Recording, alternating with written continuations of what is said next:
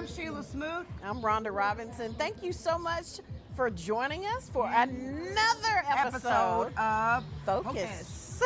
We never did that before, but I decided to chime in. So look, we are outside today. We got outside today. We're at Birmingham's own Railroad Park. It's pretty. And you can see some action behind us here, the exercise class. And, you know, we're just so thankful for the support of Railroad Park, allowing us to set up out here and giving us a chance to chat a little bit about all the great things going on here. Right. And Railroad Park is a public park, so you could come out absolutely free. And Rhonda knows all about the events because she handles all of those events. And, you know, it's affordable to do your events. We got a birthday party behind us. Yeah. We got, what is this behind us? This is an exercise class. This is a boxing cardio class. And the park actually has like exercise classes Monday through Friday, 6 o'clock in the evening, and they're all free. Oh, no. They're all free. I need to come here. I do. Yeah. Why pay when you could be at Railroad Park for free and exercising and getting fit and trim? They have a couple of exercise classes for seniors, and those are in the mornings at 8 o'clock on Tuesdays and Fridays. And then they have this real cool cooking class. I'm not taking that one, but you might like it. Once a month, Really? you come out to Railroad Park, and the first 100 people get free produce.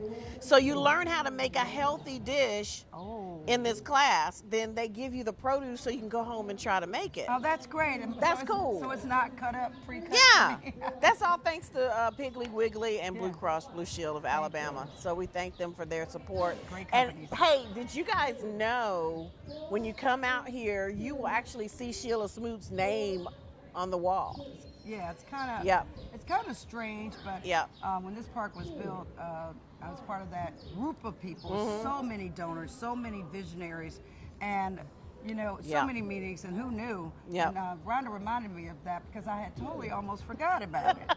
You know, Giles Perkins and Bill Gilchrist. And, Bill Gilchrist over the city's finest. So many people. So many people were involved in it. Yeah. And the funding of Railroad Park, and it's still alive. Well, how long ago was that? You think it was 2016? No, it's about 14 years ago. Wow. Yeah, and this was actually an eyesore for folks who have been in the city for many, many years. You may remember what was here and how beautiful it is now. It's really just changed the whole area here. It has changed the whole area, and people are now living downtown, so you can live, work, play, eat, do so much, and you got a free park that is amazing. How long is this park? It's about a mile or half a mile? 19 acres, 19 acres, and so it covers about 4 blocks from 14th Street to 18th Street. So it starts over there by Regions Park and ends by Hero Donuts on First Avenue South. So I forgot all that. I was on the team that put that together, and I thought it was too long. I said, oh, Lord, I got to walk 4 blocks. I really did, you know. But again, you know, it's a collaborative effort between so many people, the city, the county, so many private donors. And that is the one time I do remember everybody said, let's do something together. Yeah. And we did our part. I was a county commissioner back then, got out the way. They did their part, got out the way. And then we let the people handle it. And it's good that they're not involved in that manner and telling you all and dictating. This park is just amazing. So I just love it. And it's amazing what we can do when we collaborate and work together. We do great things. And this is an example of what we can do together. That is correct. And I was younger then, so I probably had something else to do. So I'm like, yes, do that. Love the park, let's do it. I was a big green space person because I grew up, you know, my mother telling me go outside and play. That's right. So, and this is just amazing. And I see so many people walking and, you know, picnicking and doing classes. It's just for everybody. And you've had the symphony out here. We had the symphony out here. We've had Wine Fest. We've had we had T.I. perform for Magic City Classic Week. Just so much fun out here. This is Birmingham's version of Central Park, really. Oh, it really is. Because you can come out here any day or time and just find, you know, old people, young people, black people, white people, everyone. Everybody. This is a melting pot. Yeah. And you know what I love about this place? You can have a wedding. I know you've had some great weddings here. Weddings, birthday parties, anniversaries, family reunions, you name it, corporate events, concerts. All those things out here. It is really, really amazing to me that it has served its purpose, and there's just much more to come. Yeah, a lot of people are not aware that Railroad Park Foundation is actually a nonprofit organization. People assume it's a city park, but it's not. There's That's a right. like a city private public partnership kind of thing. The city of Birmingham donates generously Right. to the park, but we also have donors from all over the county, all over the state, all love over it. the world, really. And That's so how you stay afloat. that's how they stay afloat. If you can imagine Yeah. a park being here for 14 years, things break down and you have to fix them and you have to repair, you have to make things look beautiful, you know, you have to pay staff, you have to do all Trees and kinds of maintenance things. on just the lawn. And, Yeah. you know, I remember when they put this backscape in, and I thought about Yeah. that landscape and said, "Ooh, those are expensive plants. Who's going to keep them?" We just got it going. The maintenance, we handed over to the foundation. You're right. Giles Perkins was Yeah. part of that, and there was so many great names that were part of that. So He rested many. in peace, so many. Too And many names to name. Two names. Yeah. But look at it now. I can't believe it's been 14 years. It's just amazing. And you were a What's part what of up. all that. Like, Yeah. that's exciting. That's a big Yeah, deal. Yeah, I was real young back then. That's a big deal. So I won't keep chatting about Railroad Park all love day because I Railroad love Park. it. But if you want more information, check out railroadpark.org and you can get all the information about donating, events, etc. You know, being down here, it helps us talk about, you know, All the quality of exciting life stuff. Right. and where you want to live. You know, and Yes. today's topic, we're talking about what you need to do to get approved for a mortgage. Yeah. So So you can live downtown. We got Yeah. a couple of things we can talk to you about. So what do you need to do? Because our sponsor, Fairway Mortgage, and Haley is here to talk to us about getting approved. But first, before you get approved for that mortgage, we're going to tell you all that. I got some tips for you. Her hot topic was Railroad Park, but she got a couple of other things to talk. Yeah. And then I'm going to talk to you about some things too. So stick around. You don't want to miss that, Rhonda. yeah, so the hot topics for today come from lendingtree.com.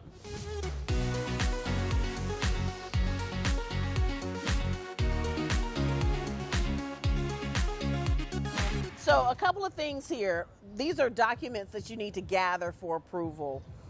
Your most recent paycheck stubs, your W-2s or tax returns for the last 2 years, bank or asset statements covering the last 2 months. You need to write down and document every address you've lived in the last 2 years. You need the address and contact information for every employer you've had in the last 2 years. And of course, it lists other things that you need to do in order to get approved. But I thought that was interesting about all of the documentation you need to gather, because some people will just show up at a mortgage office and not really necessarily gathering, you know, everything they need to gather. Right. So It's a lot. do a little research first. It's a lot, but it's something you should be doing anyway. You should already have a packet about your life. Yeah. I call it a life packet because those things do come into play for other things you want to do, even in your business. Yeah. When you're getting a loan for a business, they Yeah. ask you for all that documentation. And so, how do you get started? Rhonda gave you tips. It's document things that you already have. And the good thing about now versus 20 years ago or 15 years ago, everything's online. Yeah. I mean, you could scan it and save it in a folder somewhere and you're good, you know. Yeah, and if you don't have it, you've got me. You know, if you're doing some traditional folks, go to your bank and tell them, hey, give me all my statements. They'll say, oh, it's online, and you don't know how to do that. That's fine. Yeah. Go to your bank and tell them because They'll it's print 'em. online. They'll do it, or they'll send it for you.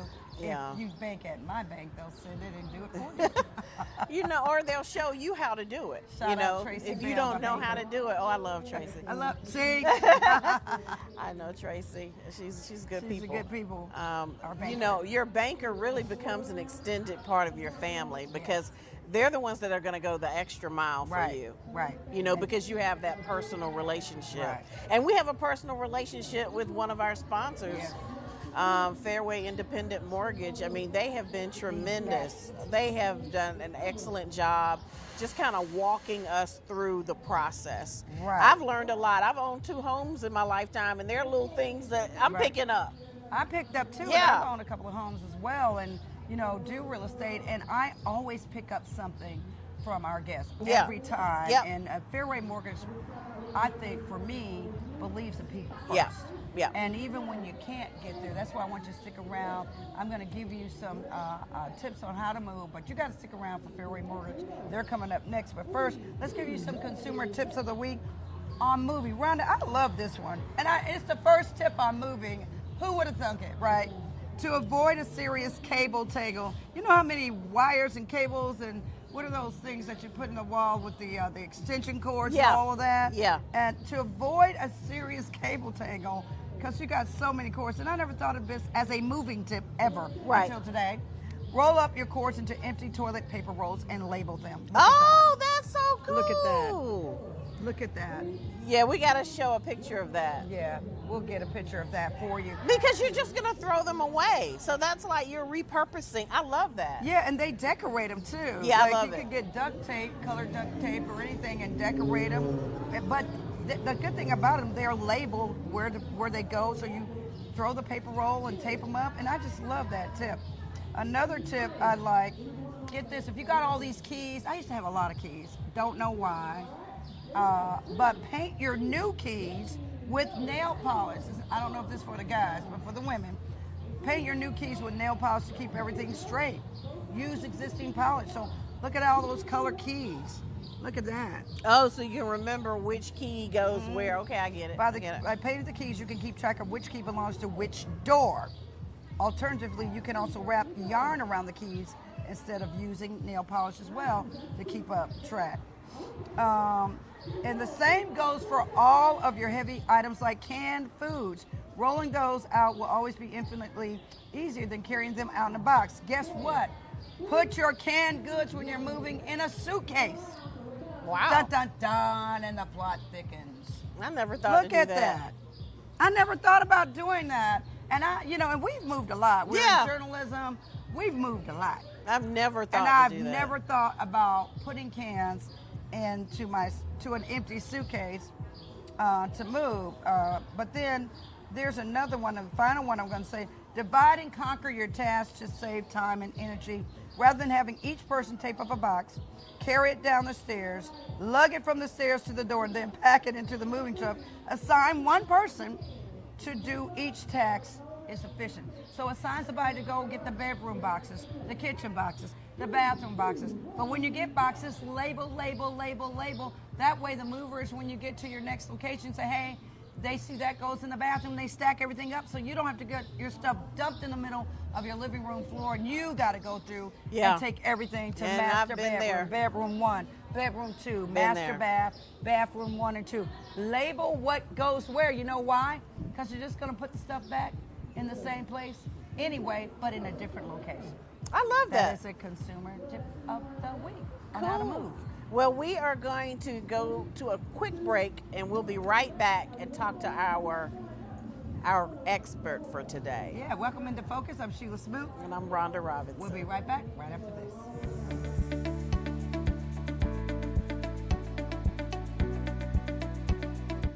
Welcome back into Focus. I'm Sheila Smoot. And I'm Rhonda Robinson. We are about to dive deep into today's topic, how to get approved for a mortgage. Yes, and it's a scary situation. Both of us have been there in buying houses. Yes.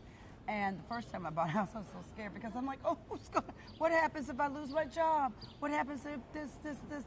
And the guy says, it's over 30 years. Are you going to stay in this first house 30 years? It's like, oh, absolutely not. So he made me very comfortable. And that's what our mortgage professional does. She makes you very comfortable. Hallie, welcome back in again. Yes. You're part of the family now. Like, we just kind of hang out all the time.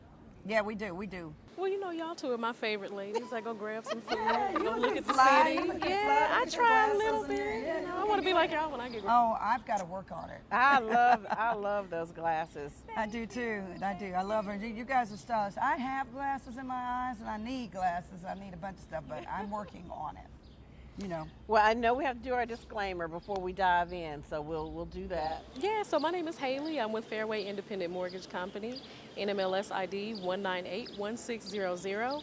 And any products discussed is not an offer to enter into any contract or agreement, and all programs are subject to credit approval. You're better than Waffle House calling out orders. You don't even have a script for that. A mess. Yes, yes. So going into the mortgage situation and you know how hard that is, but for you guys getting the pre-approval, Yeah. how does that work? So the pre-approval basically communicates with any realtor, any lender, or any homeowner that you actually have the buying power to purchase a home using a mortgage. So you qualify, and there's no question that you can actually buy their home. The advantages of having a pre-approval over pre-qualification are huge. Okay. A pre-qualification means that you've simply you might have had your credit pulled, you may not have. You might not have gone through automated underwriting, you may have, but it doesn't guarantee your approval. Versus a pre-approval means you've actually been, scrutinized. Your credit has been looked at, and so on. And it helps the buyer and the lender to actually know that they have the strength to do what it is they came to do. So pre-approval versus there's another part of that. Pre-qualification. Pre-qualification. So there's pre-approval and pre-qualification. What's the difference between pre-qualification and pre-approval? Yeah, so the pre-qualification is just, hey, I came in to see what I can do. It doesn't necessarily guarantee that you qualify for whatever program you have. It says, here's what we have, is here's how you may fit this program. Now, when you actually go through a pre-approval, we've pulled all 3 credit bureaus. We've actually gone through, we've reviewed your credit, we've looked at your late payments, all of those things.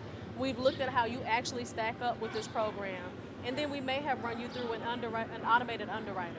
And that gives you your results of whether you actually do qualify and what you need in order to break down, which kind of ties into what you mentioned earlier about what it takes to get pre-qualified or pre-approved. A lot of times when we go through those, it's going to tell us what you need, your bank statements, your pay stubs. In certain situations, it may vary. If you're a person who works off commission, you want to have those pay stubs. You want to be consistent in commission for at least 2 years. Okay. But as far as your job history and everything else, you always want to make sure you have 2 years. Doesn't have to be the same employer, but has to be consistent years. So if I go 1 year and a half and then go 30 days without a job and then go 6 months out the rest of the way, that 30 days is a gap. You may or may not qualify depending on your lender. Some banking institutions, you may be able to do a letter of explanation and get past that. Some of them you can, it just depends. As far as guidelines for lenders, as I mentioned in previous episodes, private lenders or independent lenders are typically a little bit more lenient than those who are big banks. So it always works to check with your lender before you actually count yourself out. There are situations in which you may or may not qualify, but that's what your lender is there for. The work history is usually one that trips people up a lot. They're concerned about, well, I worked here for 2 years and then I moved and did something else. That's fine, just no gaps. Right. And as I mentioned before, anything that can vary, you want to try to make sure you have your tax returns. If you've been there for 2 years, if you're doing commission, it's going to show the differences, and we'll be able to average out your income and see what you have going on. It just depends on what you have and what you got going on. You always want to consult and just get a professional opinion. How long does the pre-approval last? Like if I get pre-approved in February, can I use that same letter in December? You're 90 days, but Okay. typically you want to be, on top of it, and a lot of times you're not going to last that long on the market unless the market is slow. Usually you're going to find something, especially if you're, over $250,000. The average buyer is going to want a home that's around $250,000. The market gets pretty hot, so it depends. If you're in that really popular $250 to $275 range, it may take you a little bit longer to find something because when they hit the market, they're snatched up. So you got to move fast, which is what the pre-approval does. If you do a pre-qualification, it's a doorstop. But if you do that pre-approval, you're in there. You submit that offer, you get in. That pre-qualification again. Now, are you pulling my credit to pre-qualify? Is it a hard pull? We have the ability to do a soft pull on your credit. And when we do the soft pull, we may not necessarily pull the scores, but we might pull your history. But when it comes down to it, we can't guarantee anything because we can't see all of your late payments. We can't see your scores all the way. We need all those details in order to figure out if you actually qualify. Now, for a person who, just say for instance, they came in and they have really strong credit profile, know for a fact they have a, high 6, high 700, then in those instances, you may not necessarily use you may not use a hard inquiry. I know if you're over 750, you can pretty much do what you want. But when it comes down to, someone who may be a little bit more on the average credit score, 620, 680, somewhere between there, then you may want to go ahead and get a hard pull just to get it out of the way. But you can take advantage of those if you're afraid to drop your score. I've had people who work with me from other lenders that, they may not have had the best experience. And to keep from pulling their credit all over again if they have a pre-approval, then I may talk them through those steps, or we'll do a soft pull. And from that point forward, if you came to me from another lender that has a pre-approval, I know you can qualify. Okay. So if it wouldn't benefit you for me to pull your credit unless I know you're about to pull the trigger. So if I'm shopping for a home, obviously you don't want to try to get pre-approval from 3 different mortgage companies. That would definitely impact your credit score. So the way it works, I always recommend for people to shop around. Okay. Rates are rates, though. You pick your lender based off of what they're doing for you. Are you well prepared? And did you get what you came to get? Right. In some cases that may happen right off the bat. But in terms of that, you always want to shop. It's just like picking a car or anything else. You're going to look at 2 or 3 different dealers. You're going to look at this. You're going to do that. And you're going to pick and choose the product that's tailored best for you. But you're also picking based on your knowledge, too. So if your loan officer is seasoned, it's helpful. You may not necessarily get the best rate, but you might walk away with more money in closing. So it all depends on what your goal is. On getting the mortgage approval process, what about people who have a second property? I just want to do a second property. I've had several people call saying, you know what, I've got this home, I got this equity, but I just want something on the beach, or with a 2-bedroom, 1-bath, or 2-bath, or 1-bedroom, 1-bath, because I go to the beach that much. That's some of the people that often ask me. Or I had a guy today say, you know what, I'm going to live 6 months in this state and 6 months in a state, because he's from a winter state. So in the winter, he wants to live 6 months in a warm state and then go back. And he says, I need another home, but I already have one. Is that 20%? How do you get pre-approval or pre-qualified on a second property? Just general rules for a second property. Sometimes your loan to value is going to be lower than your first. So usually your loan to value for a first property is going to be 95, 97%. In some cases, 100. A lot of times with second properties, if it's a second home, then sometimes they'll require that it has to be within 99 miles of your primary residence. If not, then it may be considered investment. But due to the risk of you having 2 loans, if both properties are financed, the debt to income and so on, they consider that a higher risk. So you may end up with a higher interest rate. You might have to bring more money to close to get the loan to value down. It all just depends. So you might have to come to closing with 20% as opposed to 5%? Right. It just depends on which program you're choosing, but yes, ma'am. In most cases, it's going to require more money down than what you would for a typical residential, first time or a primary home. Okay. So higher risk means more money. Okay, that's interesting, because I think some people may be concerned if they are still paying a mortgage on one home, can I even qualify for a second property? And you're saying, yeah, it's possible. So that's good to know. It is definitely possible. The best way to know for sure is to actually do a consultation. Okay. Everybody's debt to income and loan to value may be different based on their specific needs for their property, the type of program, what kind of property, condo, single family house, barn dominium. It just depends. Are you building it? Are you purchasing it straight out? So tell us a little bit about what is needed for you from a document. I mean, hardcore things before you get started, because you're really, really, really good at what you do. I mean, you I'm not saying she takes anybody, but she takes anybody. And nothing is too hard for her to solve or to get ready to solve. So talk to us about that. Yeah, so as I mentioned, the top 3 things that I require, that I ask of you would be, 1, your clear and concise communication on where you are, whether that be financially. Do you have cash saved up? What's your credit scores? Do you have anything that hurt your credit in the past? Every good lender is going to have some kind of resource to help you. The second thing, if you've already got a pre-approval or you're used to this process, your documents already being gathered together would be a big help. So you want to look at, the last 2 years of your W-2s. If you're self-employed, it could be the last 2 years of your tax returns. If you have a property that you're leasing, you want the documents from your income from that.